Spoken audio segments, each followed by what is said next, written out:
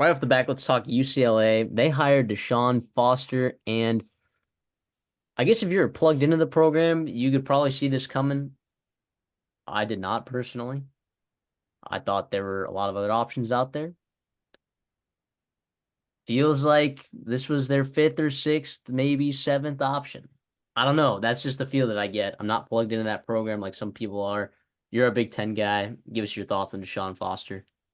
Yeah, so I was very plugged into the entire coaching search, not I because of know who you not who were. I know, but there was a rumor as soon as Chip Kelly was out the door, Brett McMurphy was like, look for PJ Fleck to be among top candidates, and I was like, whoa, whoa, whoa. And for those of you who don't understand, I'm a current student at Minnesota. I'm obviously a big Gopher, so I was like, wow.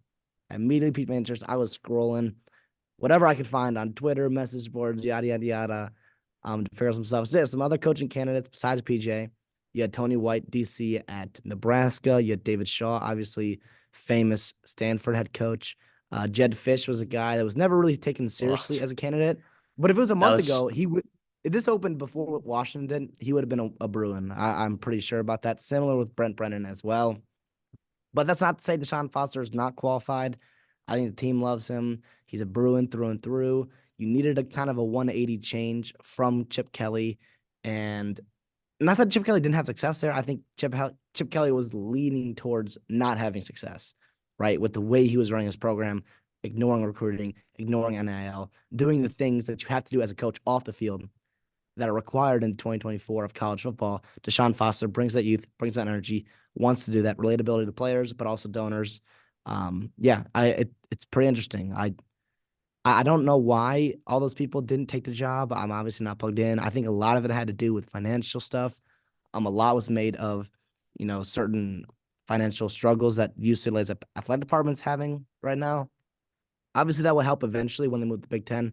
I believe they're going to be making, almost double what they would make as a Pac-12 member. So it's good for them. And also, I do believe for a couple of years, right, it's a little bit of a discount they're taking to move in the Big Ten. I'm not, don't quote me on that for sure, but I believe when all that was coming out, I'm not sure if it's just Oregon and Washington, but it might be UCLA and USC as well. But regardless, though, their paychecks hopefully getting better. Their debt they can get out of it.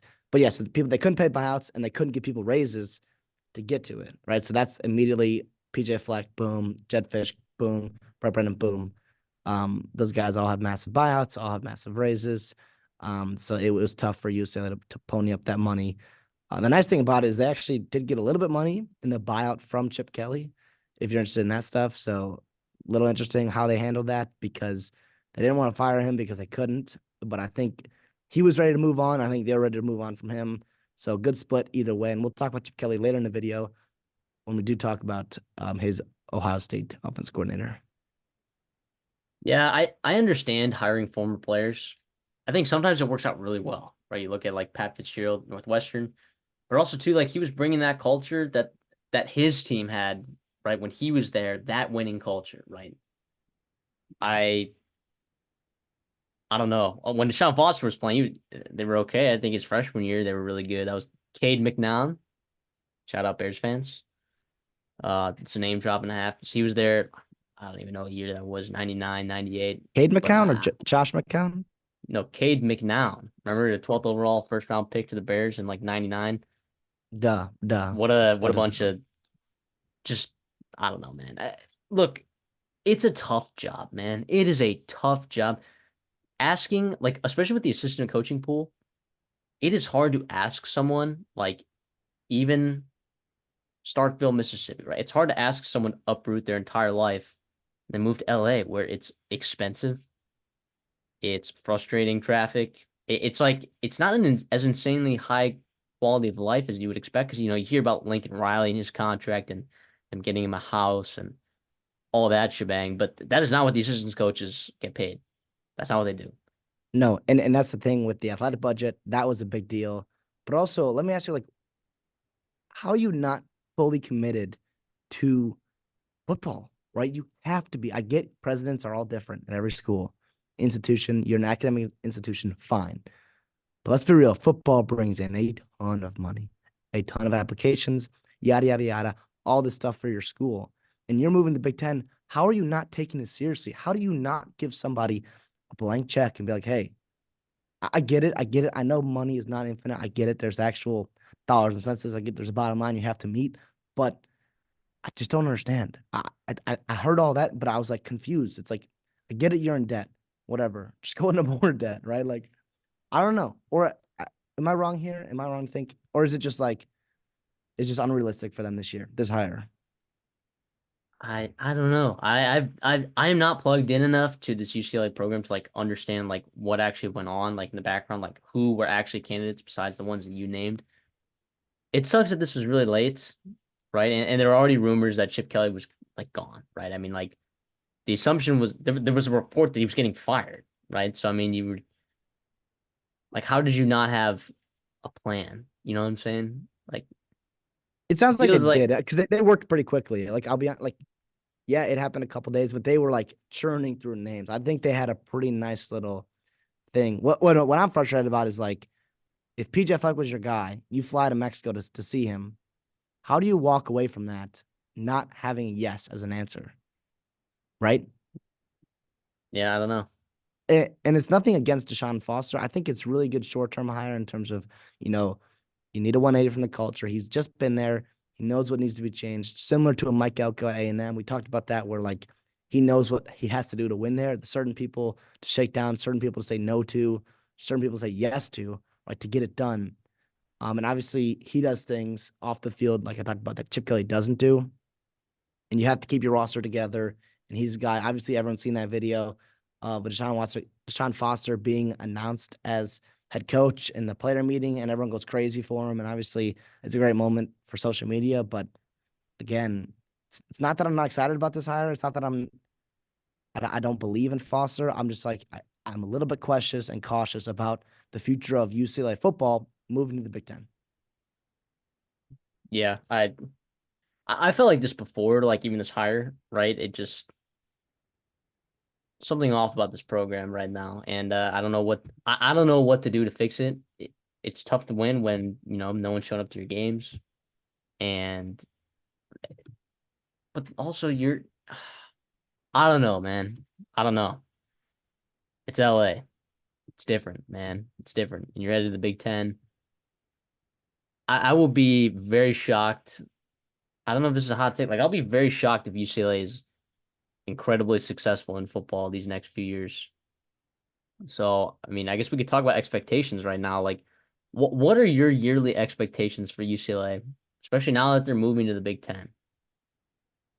I mean, it will be tough, right? So you get three out of conference games, ideally going 2-0, 2-1, 3-0 in those ones. This year you go to LSU, right? You go to Baton Rouge and probably what will be a night game for you. Good luck with that. It's tough. In year one, you get LSU, you get Oregon, you get Penn State, you get Iowa, you get at Washington, play USC, at Nebraska, who's improving under year two. Yeah, there's some winnable games, but also it's going to be it's going to be tough in year one for DeShaun Foster. In the past, I mean, expectations are 7 to 8 wins, right? At UCLA, and then every once in a while you compete and you splash, and then you push to double digit wins. Jim Moore did it a couple times. Chip Kelly was close a year ago. Um, yeah, I think that's what it has to be. But yeah, it's very hard to understand what it's going to look like in the new Big Ten, right? And how scheduling works in the out of conference as opposed to what it did before all the conference expansions. So we'll see. But yes, I guess your expectation now you probably dock them a win and a half. So maybe you're at 6 to 7 wins. Make a bowl game just about every year. Ideally, I mean, if you're UCLA and you're in LA, right, in the era of all your alumni and your NIL and all that good stuff, LA should be a bonus for you, right? LA should not be a hindrance. I get that about the assistant coaches. Fine. Pay them enough money to where they can live in downtown. Pay them enough money where they can live where they want to, right? They don't have to commute 2 hours a day just to find a affordable place of living, right? Or you have all that talent there. You have all the opportunity for NIL, right? The Rose Bowl is an iconic place. It shouldn't be hard to recruit to UCLA, and yet it has been, or at least under Chip Kelly. I mean, he was in the 30s and 60s sometimes, like 89 this year. And I get that it's a weird year, obviously coaching transition. But before him, you were in the teens, right? Every year. And that's what it has to get back to if you want to be, a legit player in the new Big Ten, because we're going down tiers in the Big Ten. Expectations for all these programs moving forward. UCLA should attach their hip to the Washingtons, to the Wisconsins of the world in the Big Ten and be like, and even try to get to Penn State right there and be like, we have to be committed to football to compete. And like there's a real possibility that UCLA as a program can be in the college football playoffs. Like they are good enough to do that, right? They have the program. All the right things are there, right? You have to be able to push the right buttons. I get that. It's not there right now. What it has to be is not all aligned, but if you get them aligned, the potential is there for UCLA football. But as of right now, I mean, with everything going on, I see 6 to 7 wins in the immediate future. Yeah, I mean, like Chip Kelly is an exceptional coach, right? Like a scheme down by down coach. He's a very good one. I don't know what DeShaun Foster is going to bring to the table in that regard. I do know, like you mentioned, Chip Kelly, not a good recruiter. And you would expect them to get to back to some kind of, not premier level, but an acceptable level, right? And you know what? Maybe that helps give UCLA the jolt that it needs to actually succeed as a program. But my expectations for this team, I don't know. Like I think the expectations for fans and the ADs is 7, 8 wins. But you know what? I, we talk about our grades, right? An A, you exceeding expectations. A B, you're meeting expectations. A C, you're not meeting expectations. I don't know. It could be just because of the transition as well and the state of the roster as it is right now, which is okay. Also losing a lot. I give it a C, like a flat C. I don't love this hire at all. I'm not sure it'll work out.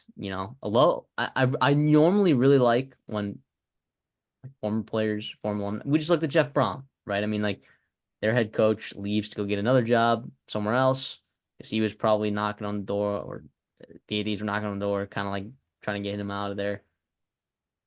It could work out like that, but also Jeff Brom, it's pretty early in that tenure, so we don't know what that's going to look like 3, 4 years down the road. But I trust Jeff Brom as a coach because he's done it before.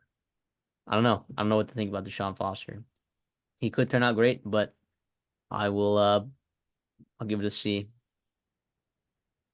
Yeah, I guess if you're looking at the AD expectations, right, 7, 8 wins, I would go C plus as well. My expectations as a 6 to 7 wins, I'm gonna go B minus because that should be attainable, right? I get it. Your schedule's a little bit tough this year, right? It'll be a big shock. You're bringing a new culture. You got to phase in a bunch of new stuff. But hey, like DeShaun Foster, he should be hitting the ground running here, and I know he will. But it's all about results. So we'll see. I do think they should be making bowl games every damn year. And if you are, I mean, I don't know if that'll keep your job going 6-6, but it's going to be good enough for a while, and then you can get your recruiting classes in and really take off from there. I think it's interesting.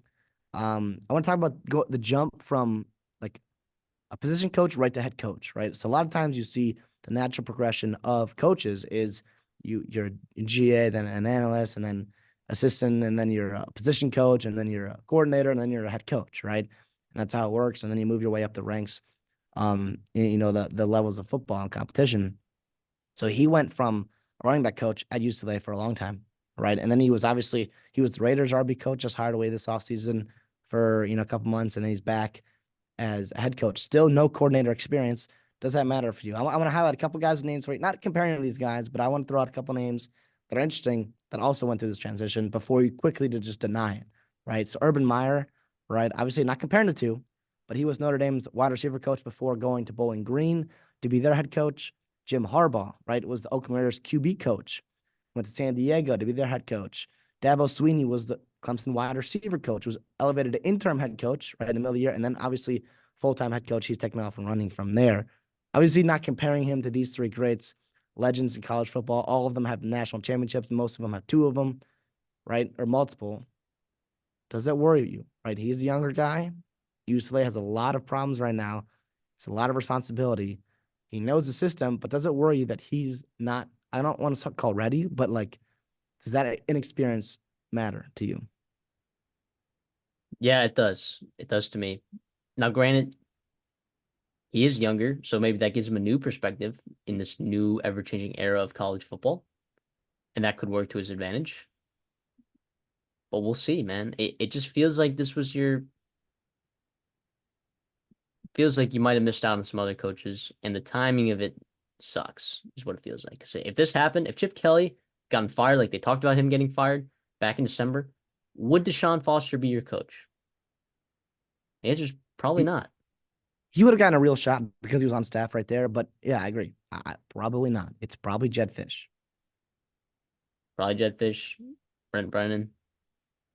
I mean, I don't know. I don't know. Would they give Will Stein a shot? I don't know. Who is to say? Who's to say? But overall, I give it a C. You give it a B minus. Either way, I mean the schedule is really favorable this year, though. Like I know you said it was difficult. It will be more difficult, but I mean you have not a conference game at LSU, sure. Your toughest games are LSU, Oregon, Penn State. I guess USC. I Well, guess you you, get you Iowa at also home. you're going on the road, right? Traveling across the country to Rutgers, right? And they're bringing back a ton Yeah, of returning production at Nebraska that's Nebraska. getting better. Nebraska, It, they're not winning that game. to Not in me, it's like more about just the grind that is going to be their travel schedule, right? And obviously going, they're also on the road in Hawaii, which I know is not a big deal going to Hawaii, but that takes a toll on you. I get it. You have a week off the week after, but it's interesting. To me, it's all super, super interesting. And we'll see how it plays out. We've never really gone through anything like this. So year one will be a learning curve for all of us, but it's also gonna be a learning curve for his coaching staff to be like, how do we have to rest players throughout the week? How does the travel schedule work? Doing all these things, yada yada yada, managing classes, all that good stuff. So yeah, I mean, yes, they get a nice little middle, but it's a lot of losable games, right? A lot of losable games in there. And to be honest, with the way the program is right now, I don't think that like what their worst team last year that they played was probably Minnesota and Indiana. But yeah, I mean maybe you're probably favored in both those games. You're definitely favored in both those games, but I don't think it's a layup.